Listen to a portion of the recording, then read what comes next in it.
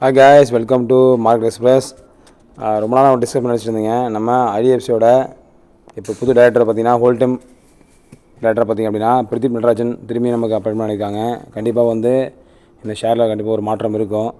பார்க்கலாம், RBI approve பண்ணிட்டாங்க உங்களுக்கு இப்போ ஒரு ஃபுல் டைம் டேரக்டராக. ஸோ இப்போ ஷேர்ஸ் எப்படின்னு பார்க்கலாம். நமக்கு இப்போது ஒன் ஆஃப் தி பெஸ்ட் ஷேர்னு பார்த்தீங்கன்னா நம்ம ஷேர் பார்த்தீங்கன்னா நம்ம ஒரு ஐடிஎஃப்சி 2 ஷேர் அப்படி பண்ணி வச்சுருக்கோம்.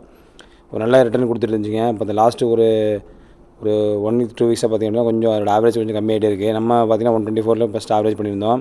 அப்புறம் பார்த்தீங்கன்னா 120, அப்புறம் 115, 112 பண்ணிகிட்டு இருந்தோங்க. அது இல்லாமல் பார்த்தீங்கன்னா நம்ம ஐடிஎஃப்சி ஃபஸ்ட் பேங்க்கும் ஒரு ஷேர் வாங்கி வச்சுருக்கோம் ஒரு சின்ன மூமெண்ட்டுக்காக. அதுவும் ஓரளவுக்கு நல்ல மூமெண்ட் கொடுத்துட்ருக்கு நமக்கு மற்ற ஷேர் கம்பேர் பண்ணும்போது பார்த்திங்க அப்படின்னா. இது வந்து நம்ம ஆர்பிட்ரேஜ்க்காக கண்டிப்பாக யூஸ் பண்ணிக்கலாம்.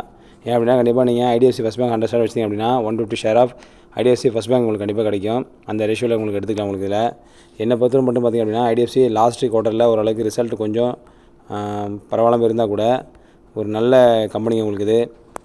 போன இயர்லி ரெவன்யூ கம்பெனி கொஞ்சம் கம்மியாக தான் இருக்குது. பட் ப்ராஃபிட் பார்க்கும்போது கம்மியாக தான் இருக்குது.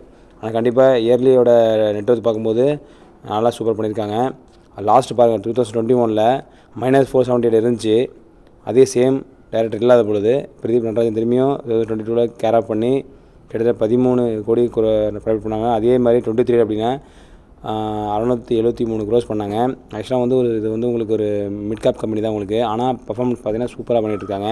ஒரு HDFC லெவலுக்கு பார்த்தீங்கன்னா எங்களோட பர்ஃபார்மன்ஸ் இருந்துகிட்ருக்கு.